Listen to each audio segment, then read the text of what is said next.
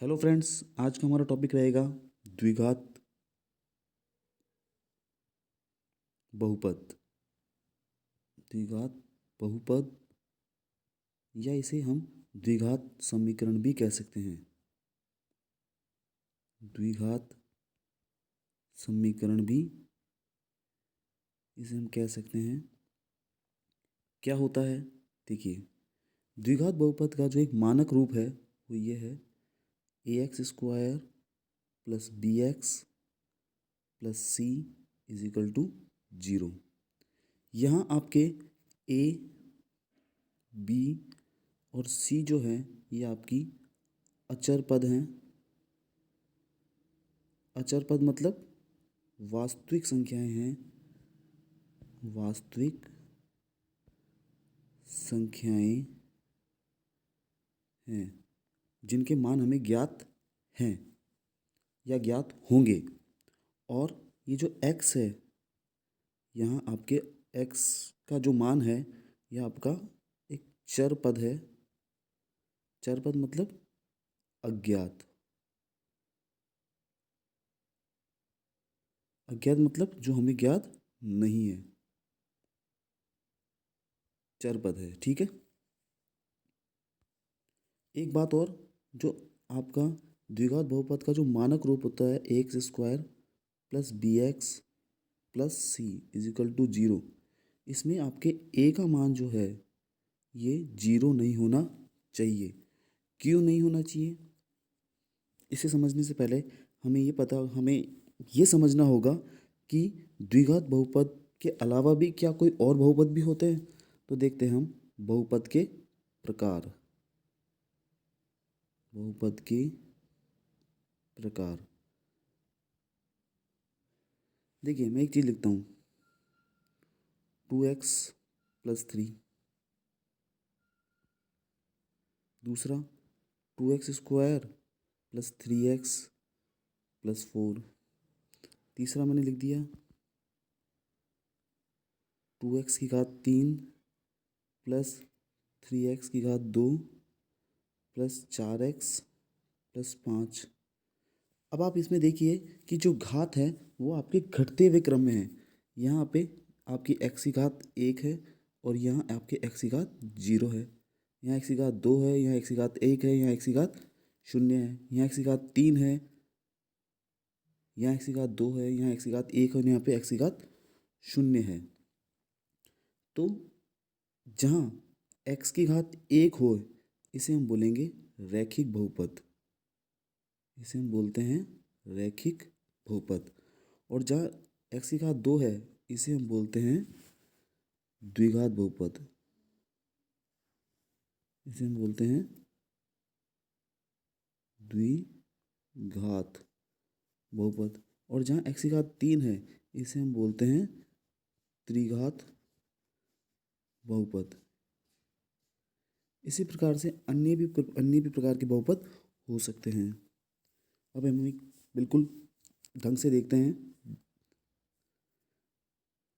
ए x plus B, ये आपका है रैखिक बहुपद।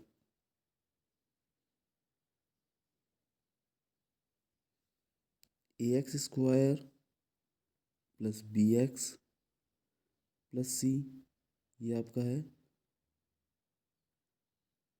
द्विघात बहुपद। ए एक्स की घात 3 प्लस बी एक्स की घात 2 प्लस सी एक्स प्लस डी, ये आपका है त्रिघात बहुपद। और एक बात याद रखना, इन सभी में आपके ए का मान जो है वो जीरो नहीं होना चाहिए। बाकी सब कुछ चलता है, चाहे तो बी का मान जीरो हो जाए, चाहे सी का मान जीरो हो जाए, चाहे डी का मान जीरो हो जाए, उससे कोई फर्क नहीं पड़ेगा। लेकिन यहाँ पे ए का मान जीरो नहीं होना चाहिए। क्यों नहीं होना चाहिए इसे भी देख लीजिए। इसे हम एक बार द्विघात बहुपद से समझने की कोशिश करते हैं। देखिए, द्विघात बहुपद का मानक रूप होता है A X square plus B x plus C is equal to zero. ये द्विघात बहुपद का एक मानक रूप है। अगर हम यहाँ ए का मान जीरो रख देते हैं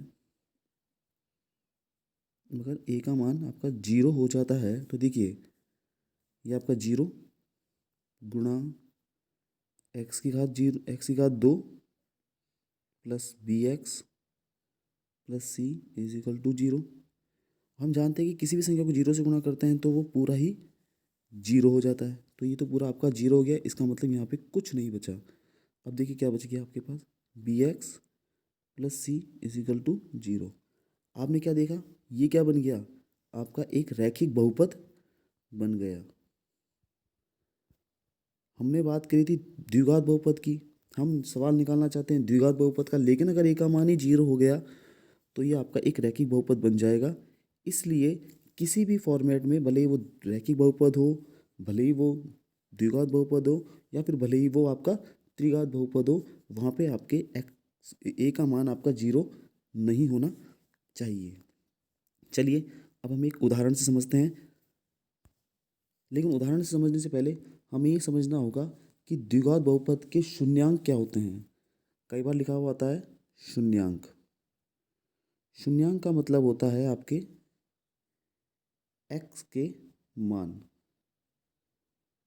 बहुपद में जितनी ज़्यादा घात होगी उतनी ही ज़्यादा बहुपद के मान भी होंगे, यानी कि एक्स के मान भी होंगे। जैसे हम बात करें द्विघात बहुपद की, तो ए एक्स की घात 2 प्लस बी एक्स प्लस सी, यहाँ अधिकतम घात कितनी है, एक्स की घात 2, और यही आपके बहुपद की घात भी कहलाती है। बहुपद में अधिकतम एक्स की घात जो होती है वही आपकी बहुपद की घात कहलाती है, और बहुपद की जो घात होती है जितनी अधिकतम होती है उतने ही एक्स के मान निकलते हैं, अर्थात इसमें एक्स के 2 मान निकलेंगे, एक्स के 2 मान निकलेंगे, और यही आपके बहुपद के शून्यांक भी कहलाएंगे। ये जो दो मान होंगे यही आपके बहुपद के शून्यांक कहलाएंगे।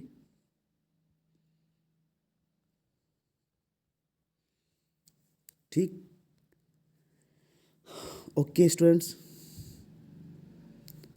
अब हम नेक्स्ट वीडियो में मिलेंगे जहां हम नेक्स्ट बातें करेंगे बहुपद के शून्यांक ज्ञात करने के लिए, या बहुपद के शून्यांक ज्ञात करेंगे।